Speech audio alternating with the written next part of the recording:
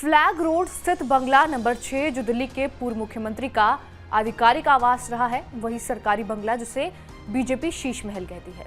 अब ये बंगला फिर चर्चा का विषय बना हुआ है। वजह है दिल्ली की नई मुख्यमंत्री रेखा गुप्ता उस बंगले में नहीं रहना चाहती। रेखा गुप्ता ने उस बंगले को म्यूजियम बनाने की इच्छा जताई है। ऐसे में सवाल ये उठता है कि जिस बंगले के रेनोवेशन में करोड़ों रुपए खर्च हुए, उसमें नई सीएम क्यों नहीं रहना चाहती। अगर वो 6 फ्लैगशिप रोड वाले बंगले में नहीं रहेंगी तो कहां रहेंगी, और ये शीश महल का मुद्दा क्या है, इसका जुड़ा इतिहास क्या है, इन सभी सवालों के जवाब जानेंगे इसी वीडियो में। नमस्कार, मेरा नाम है रिया शर्मा और आप देख रहे हैं TV9 डिजिटल। भारत में शीश महल का इतिहास क्या रहा है और ये कहां है, ये भी जान लीजिए।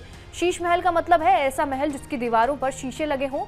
भारत में 2 मशहूर शीश महल हैं, एक जयपुर में, दूसरा दिल्ली में। महाराजा मान सिंह ने जयपुर के आमेर किले में शीश महल बनवाया था। सन 1623 में से बनाने का काम शुरू हुआ, जो 1727 तक चला। 104 साल में ये शीश महल बनकर तैयार हुआ। महाराजा मान सिंह के शासनकाल में ये महल रानियों के शयन कक्ष के तौर पर इस्तेमाल होता था। दरअसल रानियों को खुली हवा में सोने की इजाजत नहीं थी, इसलिए इस महल में हर तरफ शीशे लगवाए गए थे। शीश महल में सिर्फ 2 मोमबत्तियां जलाने पर ही पूरा कक्ष जगमगा उठता था। दूसरा शीश महल दिल्ली के शालीमार बाग में बनाया गया। सन 1653 में मुगल बादशाह शाहजहां ने बेगम एजुनिशा की याद में इसे बनवाया था और इसकी दीवारों को लाल और हरे रंग की बेल बूटियों से गढ़ा गया था। इस महल में एक सुरंग थी जो लाल किले तक जाती थी। 1658 में मुगल बादशाह औरंगजेब की ताजपोशी इसी महल में हुई थी।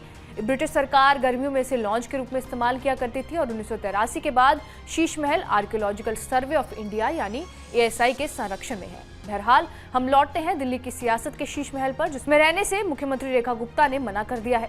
रेखा गुप्ता फिलहाल अपने गृह निर्वाचन क्षेत्र शालीमार बाग स्थित अपने निजी आवास में रहती हैं।